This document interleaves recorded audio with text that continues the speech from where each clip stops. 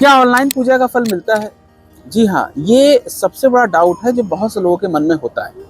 देखिए, हमारे शास्त्रों के अनुसार ये कहा गया है कि आपका नाम, गोत्र और आपकी मनोकामना, ये 3 चीज़ें बहुत ज़्यादा आवश्यक हैं। तो यदि आप कहीं भी ऑनलाइन पूजन करा रहे हैं, किसी भी वेबसाइट के माध्यम से करा रहे हैं, किसी योग्य ब्राह्मण द्वारा करा रहे हैं, आप इन 3 चीज़ों का ध्यान दीजिए कि आपका नाम, गोत्र और आपकी मनोकामना, ये तीनों चीज़ें उसमें उच्चारण किया जाना चाहिए, तभी इसका पूर्ण फल आपको प्राप्त होगा। ठीक है, तो ये डाउट बिल्कुल भी अपने मन से निकाल दें कि कभी ऑनलाइन पूजन अगर हो रहा है तो उसका फल मिलेगा कि नहीं मिलेगा। ठीक है, तो ऑनलाइन पूजन का हमेशा आपको फल प्राप्त होगा। यदि आप जाकर करा सकते हैं तो सबसे उत्तम है, लेकिन इसका डाउट बिल्कुल भी मन में मत रखिए। लेकिन हाँ, कई बार ऐसी भी चीज़ें होती हैं कि बहुत से लोगों का वीडियो नहीं पहुंच पाता, या बहुत से लोग ऑनलाइन पूजन कराते हैं तो ये पता नहीं चल पाता कि उनके पूजन में उनका नाम, गोत्र, संकल्प का उच्चारण किया गया कि नहीं किया गया। तो इस चीज़ को इंश्योर ज़रूर कीजिए, यदि आपका पूजन हो रहा है तो नाम, गोत्र और मनोकामना का उच्चारण अवश्य ही होना चाहिए, तभी आपको उस पूजन का पूर्ण लाभ मिल सकेगा। हमारा भारत देश उत्साहों का पर्व है। हमारे यहाँ भारत देश में समय समय पर कुछ न कुछ, जैसे अभी हम बात करें तो आने वाले समय में 9 अप्रैल से नवरात्रि प्रारंभ है। उसके बाद फिर आगे हम बढ़ेंगे तो सावन प्रारंभ हो जाएगा। हमारे यहाँ शक्ति की भी उपासना की जाती है और महादेव, भगवान विष्णु, सभी प्रकार के देवी देवताओं का पूजन हमारे यहाँ किया जाता है। लेकिन शक्ति को सबसे बड़ा कहा गया है और शक्ति माँ दुर्गा का पूजन 9 अप्रैल से प्रारंभ हो रहा है। आप अगर किसी भी प्रकार की समस्या फेस कर रहे हैं जीवन में, किसी भी प्रकार की मैं बात कर रहा हूँ, तो 9 अप्रैल का दिन सबसे उत्तम है अपनी उस मनोकामना को ध्यान में रखकर पूजन कराने की। ये पूजन हमारे यहाँ ऑनलाइन भी कराया जा रहा है। यदि आप पूजन कराना चाहते हैं तो यथाशीघ्र आप हमसे संपर्क कर सकते हैं, क्योंकि 9 अप्रैल से हमारा पूजन प्रारंभ हो रहा है। या यहाँ नहीं करा पा रहे हैं तो अपने किसी आसपास में आप इस पूजन को जरूर प्रारंभ करें। मैं इसलिए इस बात को यहाँ पर शेयर करना चाहूंगा आपसे, क्योंकि कई बार हमारे क्लाइंट्स अपनी समस्याओं को लेकर आते हैं कि गुरुजी, फॉर एग्जाम्पल जैसे हमारा ट्रांसफर नहीं हो पा रहा है, या हमारे घर में हमारी जो वाइफ है या माताजी है, पिताजी हैं, बच्चे हैं, पढ़ने में मन नहीं लगता है, तबीयत खराब है, कुछ न कुछ समस्याएं बनी हुई हैं, घर में एक निगेटिविटी सी बनी हुई है। इन सभी चीज़ों का लाभ आप ले सकते हैं मात्र इस 9 दिन में किए गए पूजन के माध्यम से। ये वैदिक पूजन है, इससे हर प्रकार की समस्या का आपका निस्तारण होगा। यदि आप स्वयं करा सकते हैं तो बहुत उत्तम है, स्वयं नहीं करा सकते तो ऑनलाइन किसी माध्यम से अपना पूजन आप अवश्य करें। आगे हम बात करते हैं सावन के लिए। नवरात्रि खत्म होगी, उसके बाद सावन का पावन महीना शुरू हो जाएगा। बहुत से ऐसे भी लोग मेरे जानकारी में जो पूरे के पूरे सावन भर हर दिन बाबा शिव का दर्शन करते हैं। हम तो काशी में हैं, बहुत सौभाग्यशाली कि यहाँ पर काशी विश्वनाथ स्वयं विराजमान है।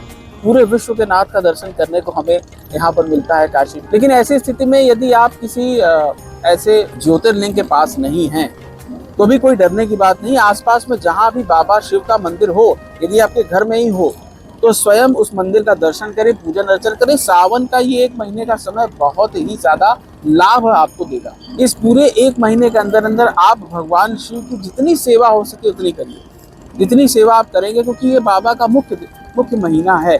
इस महीने में जितना ज़्यादा बाबा का सेवन होगा, बाबा का पूजन होगा, उतना ज़्यादा आपको जीवन में लाभ प्राप्त होगा। हर प्रकार की मनोकामना की सिद्धि के लिए आने वाला 1 महीने का समय बहुत ही उत्तम रहने वाला है। थोड़ा सा पीछे मैं जाना चाहूँगा, जहाँ पर मैंने नवरात्रि की बात की, तो नवरात्रि में बहुत से ऐसे भी लोग हैं जो पूरे 9 दिन का व्रत रखते हैं। ठीक है, अब इसमें बहुत से ऐसे भी मिथ्स हैं कि क्या जो लोग 9 दिन का व्रत नहीं रखते उनको पूजा का फल प्राप्त नहीं होता। ऐसा नहीं है। छोटा सा एग्जाम्पल एक देना चाहूँगा यहाँ पर। देखिए, जब आप किसी एग्जाम की प्रिपरेशन कर रहे होते हैं तो एग्जाम की प्रिपरेशन में मिनिमम पासिंग मार्क्स जो है वो 33% है। ठीक है, बट 75% से ऊपर अगर आप लेकर आते हैं तो ऐसी स्थिति में डिटेंशन कहा जाता है। ठीक है, तो यदि आप उस 9 दिन में व्रत रखकर पूजन करते हैं तो ये कॉन्सेप्ट कुछ उसी प्रकार से है कि आपका पूरा डिवोशन है उसके प्रति। ठीक है, और एक चीज़ का और ध्यान रखें, जैसा कहा जाता है जैसा अन्न वैसा मन। तो सात्विकता में बना हुआ भोजन यदि आप इस 9 दिन के समय में ग्रहण करते हैं, उसी प्रकार का मन भी आपका होगा। इस 9 दिन में पूजन करने का आपको बहुत अच्छा लाभ प्राप्त होगा। तो इस चीज का ध्यान दें कि इस 9 दिन में व्रत रख कर माता का पूजन करें तो आपकी मनोकामना 100% पूर्ण हो। आने वाला जो 1 महीने का समय है, बहुत से ऐसे भी लोग हैं, अब देखिए इसमें आप अपने मन को भी टेस्ट कर सकते हैं कि भाई आप 1 महीने का व्रत कर सकते हैं कि नहीं कर सकते। आजकल तो बहुत से लोग, जैसे मैंने देखा कि चैलेंज भी लेते हैं कि बहुत से ऐसे चैलेंजेस आजकल आप जान ही रहे हैं वायरल हो रहे हैं। तो ये एक चैलेंज भी आप अपने अंदर ले सकते हैं कि आने वाले 1 महीने के समय में क्या मैं व्रत रखकर महादेव का पूजन कर सकता हूँ कि नहीं। आप यकीन मानिए, महादेव हर प्रकार की समस्या को खत्म करने वाले देव हैं। तो आपकी हर प्रकार की समस्या का समाधान इस 1 महीने के अंदर हो सकता है। हम भी इस 1 महीने में अपने यहाँ रुद्राभिषेक का आयोजन कर रहे हैं काशी के विद्वान योग्य ब्राह्मणों द्वारा। यदि आप भी कराना चाहते हैं तो हमसे संपर्क करके ये पूजन आप करा सकते हैं, नहीं तो आप अपने आसपास में या स्वयं अपने घर में इस पूजन को अवश्य करें। इसका बहुत अच्छा आपको लाभ प्राप्त होगा। हाँ, पूजन के विषय में एक चीज और मैं यहाँ पर आप रुद्राभिषेक से संबंधित एक और मिथ यहाँ पर मैं शेयर करना चाहूँगा। या रुद्राभिषेक के लिए नहीं, किसी भी प्रकार के पूजन के लिए मिथ आपका काम करेगा।